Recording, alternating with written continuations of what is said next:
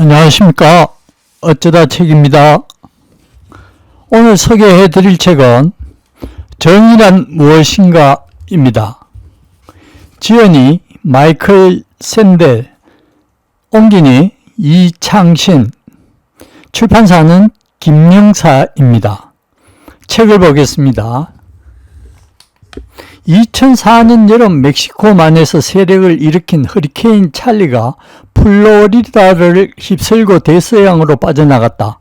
그 결과 22명이 목숨을 잃고 110억 달러에 이르는 손실이 발생했다. 뒤이어 가격 폭리 논쟁이 불붙었다. 올랜도에 있는 어느 주유소는 평소 2달러에 팔던 얼음 주머니를 10달러에 팔았다. 전력 부족으로 8월 한여름에 냉장고나 에어컨을 사용하지 못하던 사람이 울며 겨자 먹기로 그 값을 고스란히 지불했다. 나무가 쓰러지는 바람에 전기톱과 지붕 수리에 대한 수요도 높아졌다. 건설업자들은 지붕을 덮친 나무 2그루를 치우는데 무려 23,000달러를 요구했다. 가정용 소형 발전기를 취급하는 상점에서는 평소 250달러 하던 발전기를 2,000달러에 팔았다. 77의 할머니는 나이든 남편과 장애가 있는 딸을 데리고 허리케인을 피해 모텔에서 묵었다가 하루 방값으로 160달러를 지불해야 했다. 평소 요금은 40달러였다. 플로리다 주민들은 바가지 요금에 분통을 터뜨렸다. USA Today는 폭풍 뒤에 찾아온 약탈자라는 머릿 기사를 실었다. 한 주민은 지붕 위로 쓰러진 나무 한 그루를 치우려면 15,000달러가 들 것이라며 남의 고통과 불행을 이용해 이익을 챙기는 행위는 옳지 않다고 말했다. 플로리다주 법무부 장관 찰리 크리스트도 같은 생각이다. 기가 막힌 일이다. 허리케인이 지나간 뒤에 남의 고통을 이용해 먹으려는 사람들의 탐욕이 도를 넘었다. 탐욕은 악덕, 즉 나쁜 태도이며 특히 타인의 고통을 망각하게 할 때는 더욱 그러하다. 이때는 개인의 악덕으로 끝나지 않고 시민의 미덕과 충돌한다. 사람들은 최대 이익을 실현하려 애쓰기보다는 서로를 탐색한다. 어려운 시기에 이웃을 이용해 돈을 벌려는 사람들이 활개치는 사회는 좋은 공동체가 못 된다. 따라서 지나친 탐욕은 좋은 사회라면 가능한 억제해야 하는 악덕이다. 가격폭리처벌법으로 탐욕을 완전히 추방할 수는 없지만 적어도 지독히 뻔뻔스러운 탐욕을 억제하고 그것에 반대한다는 신호를 보낼 수는 있다. 사회는 탐욕스러운 행동에 포상보다는 벌을 내림으로써 공동선을 위해 다같이 희생을 감수하는 시민의 미덕을 지지한다. 오늘날의 정치를 움직이는 정의에 관한 주장들, 특히 철학자들이 아닌 일반인들의 주장을 가만히 살펴보면 더욱 복잡한 그림이 나타나기 때문이다.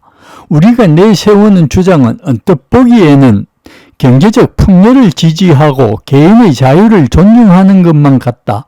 하지만 우리는 그러한 주장에 찬성하거나 맞서면서 어떤 미덕이 영광과 포상을 누릴 자격이 있는지, 좋은 사회가 장려해야 하는 생활 방식은 무엇인지에 관해 은근슬쩍 다른 신념을 넘보기 일수다. 다시 말해 풍요로움과 자유를 굳건히 지지하면서도 정의에서 심판이라는 한 가닥 끈을 완전히 끊어버리지 못한다. 정의에는 선택뿐 아니라 미덕도 포함된다는 생각은 뿌리가 깊다. 정의를 고민하는 것은 곧 최선의 삶을 고민하는 것일지도 모른다. 사회가 정의로운지 묻는 것은 우리가 소중히 여기는 것들, 이를테면 소득과 부, 의무와 권리, 권력과 기회, 공직과 영광 등을 어떻게 분배하는지 묻는 것이다. 정의로운 사회는 이것들 올바르게 분배한다. 다시 말해 각 개인에게 합당한 몫을 나누어 준다. 이때 누가 왜 받을 자격이 있는가를 묻다 보면 문제가 복잡해진다. 우리는 이미 이 문제와 씨름하기 시작했다. 가격 폭리의 옳고 그름을 따져보고 재화 분배를 이해하는 세 가지 방식을 찾아냈다. 행복, 자유, 미덕이 그것이다.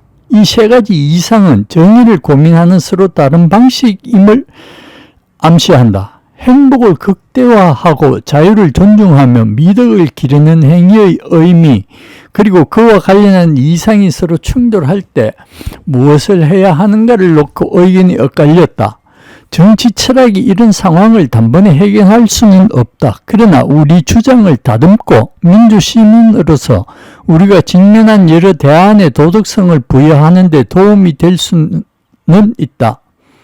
오늘날의 정치 논쟁 또한 경제적 풍요를 장려하거나 생활 수준을 높이거나 경제 성장에 박차를 가할 방법에 초점을 맞춘다.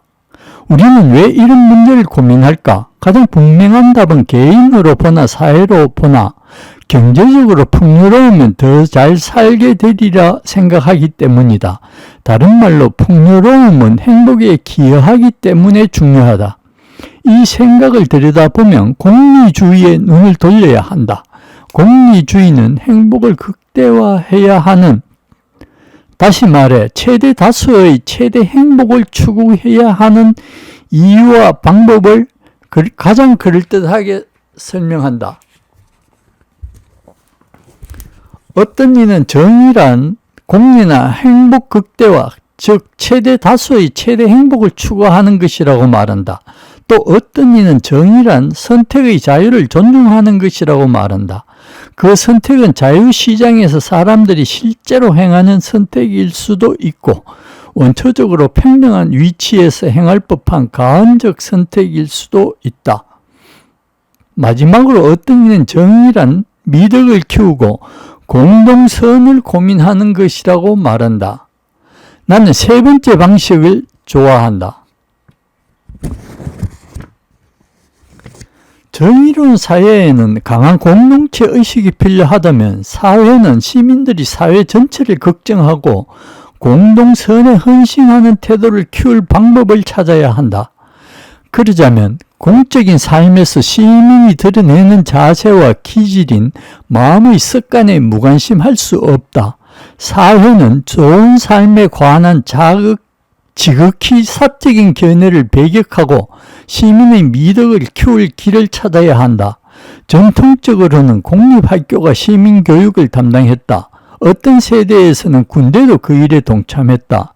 이때의 교육이란 시민의 미덕을 가르치는 교육이 아니라 실용적인 교육, 그리고 경제적, 종교적, 인종적 배경이 다른 청소년들이 같은 사회 제도 안에서 교류하며 자연스럽게 익히는 시민교육을 뜻한다. 이런 상황에서 많은 공립학교가 열악한 상황에 처한다면, 그리고 미국 사회의 극소수만이 군복무를 담당한다면 미국처럼 거대하고 다양한 민주사회가 정의로운 사회에 필요한 연대와 상호 책임 의식을 어떻게 키울 수 있을까? 심각한 문제가 아닐 수 없다. 이 문제는 최근 우리 정치 담론에 다시 등장하기 시작했다. 부자에게 세금을 부과해 가난한 자를 도우려는 일부 철학자들은 공리라는 이름으로 논리를 전개한다. 부자에게 $100를 가져다 가난한 사람에게 주면 부자의 행복은 아주 조금 줄지만 가난한 자의 행복은 훨씬 커진다고 존 롤스도 재분배를 옹호하지만 그 근거는 가언합이다. 원초적으로 평등한 위치에서 가언적 사회 계약을 생각해 본다면 누구라도 재분배 원칙에 동의하리라는 게 그의 주장이다.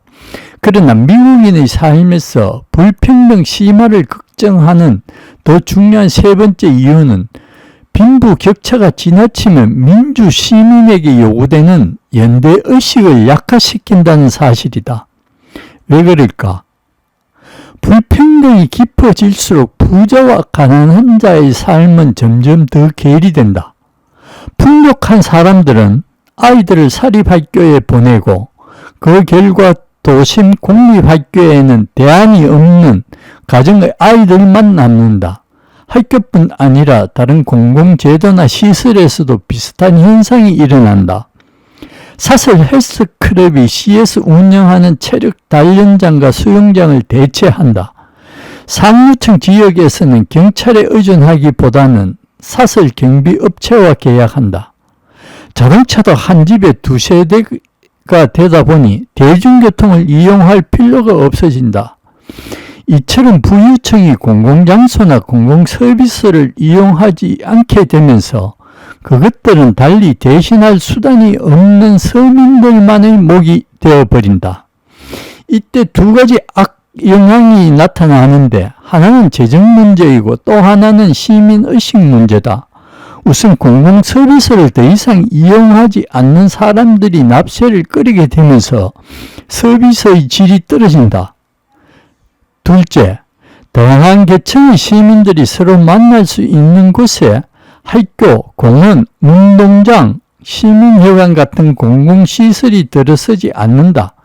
한때 사람들이 모이고 시민의 미덕을 가르치는 비공식 학교 구실을 했던 공공시설이 눈에 띄게 줄어든다.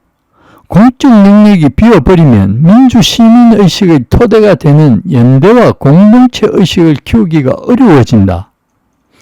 결국 불평등은 공리나 합의에 미치는 영향과는 별개로 시민의 미덕을 좀먹는다. 시장에 매료된 보수주의자들과 재분배에 주목하는 자유주의자들은 이러한 손실을 간과한다. 오늘은 여기까지입니다. 도움이 되셨다면 구독과 좋아요 부탁드립니다. 감사합니다.